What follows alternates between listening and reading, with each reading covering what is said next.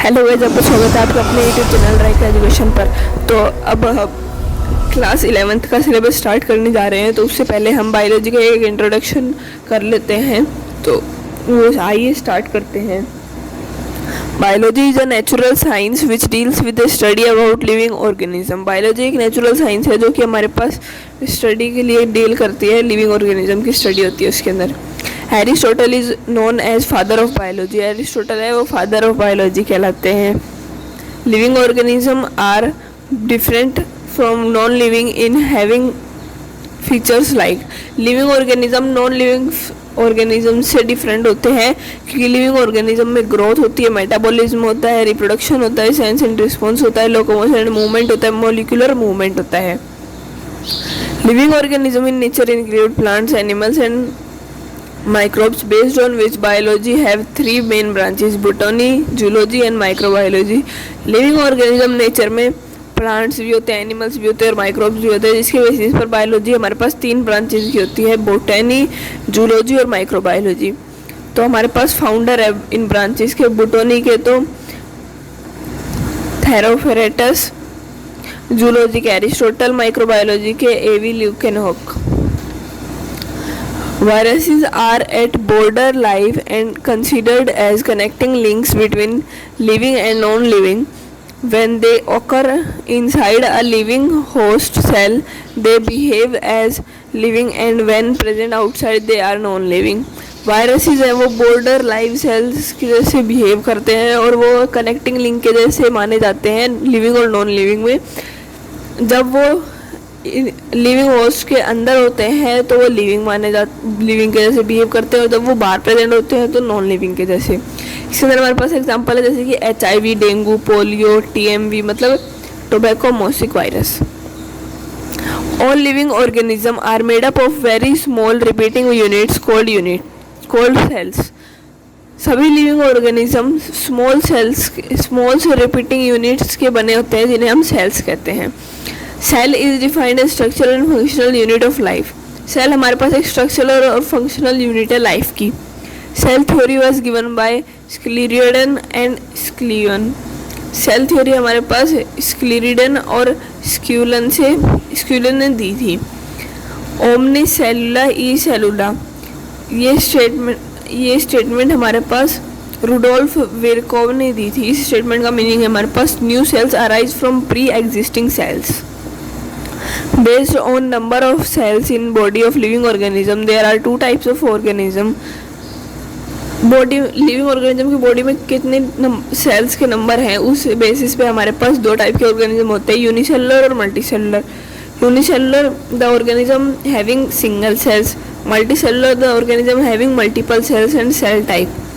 Unicellular organism में example है हमारे पास bacteria, blue green algae, amoeba, mycoplasma, yeast, diatom, paramecium, diatom, archaebacteria etcetera. और multicellular organism में हमारे पास एग्जांपल है प्लांट्स, एनिमल्स, मोस्ट फंजाई। हमारे पास यूनिसेलुलर ऑर्गेनिज्म वो ऑर्गेनिज्म होते हैं जिनके अंदर एक सेल होती है और मल्टीसेलुलर में बहुत ज़्यादा सेल होती हैं। यूनिसेलुलर में हमारे पास एग्जांपल हमने अभी देखे और मल्टीसेलुलर में भी। Scientific name of yeast is Saccharomyces cerevisiae. Yeast का हमारे पास साइंटिफिक नेम होता है Saccharomyces सर्वेसी।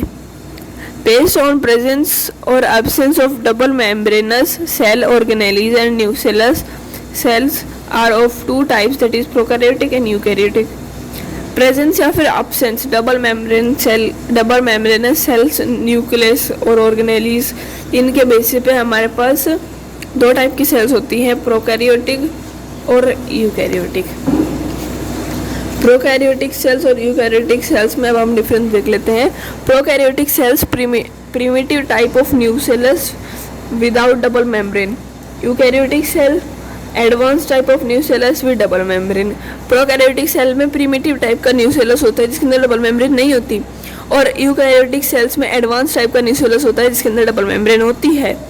Prokaryotic cells membrane bound structure absent, eukaryotic cell membrane bound structure present. Prokaryotic cell में मेम्ब्रेन बाउंड स्ट्रक्चर एब्सेंट होता है, यूकैरियोटिक सेल में membrane bound structure present होता है।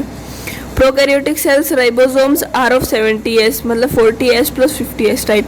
Eukaryotic cells ribosomes are of 80s type, मतलब 60s plus 30s type. तो हमारे पास इसके अंदर राइबोसोम प्रोकैरियोटिक सेल में 70s पाए जाते हैं, यूकैरियोटिक सेल्स में 80s। Prokaryotic cell mostly smaller in size, eukaryotic cell mostly larger in size.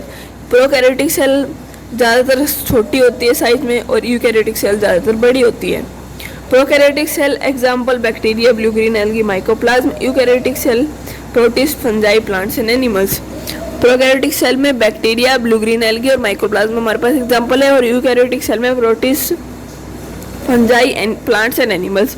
ये एग्जाम्पल हमारे पास एनसीईआरटी बेसिस पे दिए गए हैं। ये 3 एग्जाम्पल प्रोकैरियोटिक सेल के हमें याद रख लेने हैं, और इसके 4 एग्जाम्पल ये भी हमारे पास बहुत बार पूछे जा सकते हैं नीट में।